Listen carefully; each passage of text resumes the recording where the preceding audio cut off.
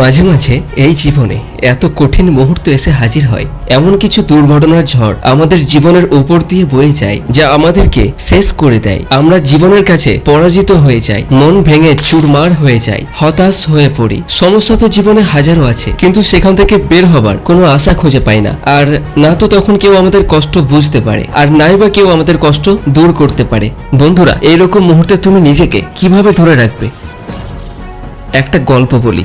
একটা শহরে একজন বিজনেসম্যান ছিল। তার জীবনে কখনো দুঃখ কি জিনিস বুঝতে পারেনি। বিলাসিতা বলতে যা প্রয়োজন তার সবকিছু ছিল। হঠাৎ একদিন তার জীবনে এমন এক মুহূর্ত আসে যা তার জীবনকে ওলট পালট করে ছেড়ে দেয়। সে ব্যবসায় অনেক ক্ষতির সম্মুখীন হয়, তার সবকিছু নিলামে উঠে যায়। এত বছর ধরে সে যা কিছু অর্জন করেছিল সবকিছু হাতছাড়া হয়ে যায়। এই মুহূর্তে দাঁড়িয়ে সে এতটাই ভেঙে পড়ে যে তার ভাবনা চিন্তা তাকে আত্মহত্যা করার দিকে টেনে নিয়ে যেতে চায়। আর এটা ভেবেই সে শহর থেকে দূরে একটা পাহাড়ের উপরে যায়, যেখান থেকে লাফ দিয়ে সে আত্মহত্যা করবে বলে ঠিক করে। সে যখন লাফ দিতে যাবে তখন সেইখানে একটা লোক তাকে আটকে নেয় এবং জিজ্ঞাসা করে, তুমি এখান থেকে কেন লাফ দিতে চাও? তখন লোকটি বলে, এক সময় আমি অনেক ধনী ছিলাম, কিন্তু জীবনের উপহাসে আমি আজ সবকিছু হারিয়েছি। আজ আমার কাছে বেঁচে থাকার জন্য বিন্দু মাত্র আশা নেই। তখন ওই বৃদ্ধ লোকটি তাকে বলে, তুমি তোমার সম্পত্তি হারিয়েছো, কিন্তু তুমি নিজেকে তো হারাওনি। অর্থ উপার্জন করার ক্ষমতা তোমার কালকে যেমন ছিল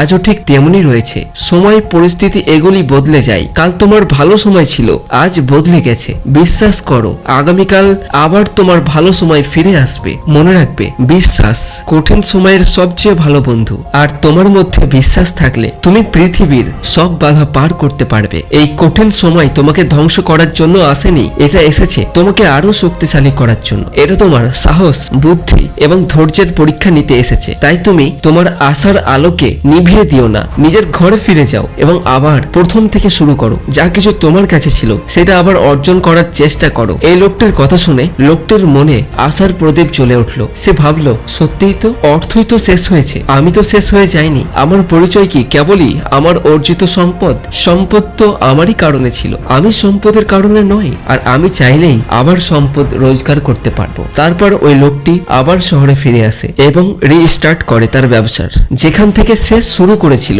আর দেখতে দেখতে সে পৌঁছে যায় আবারও তার সেই উচ্চতায়। তো বন্ধুরা, এই গল্পটি আমাদের শেখায় যে রাত্রি যতই গভীর হোক না কেন, ভোর ঠিক আসবেই। ঠিক তেমনি সময় যতই খারাপ যাক না কেন, সেটা একদিন ঠিক পার হয়ে যাবে। তাই যদি তোমার জীবনেও কঠিন সময় চলছে, তাহলে ভয় না পেয়ে তার সাথে লড়াই করে এগিয়ে চলো। মনে রাখবে, জীবনের কোনো কিছুই স্থায়ী নয়। দুঃখ আসলেই তার পেছন পেছন সুখও আসবে। তো বন্ধুরা, ভিডিওটি ভালো লাগলে আমাদের এই চ্যানেলটি সাবস্ক্রাইব করে আমাদের পাশে থাকার জন্য অনুরোধ করছি। আর আপনি কোথা থেকে ভিডিওটি দেখছেন তা জানাতে ভুলবেন না। ধন্যবাদ।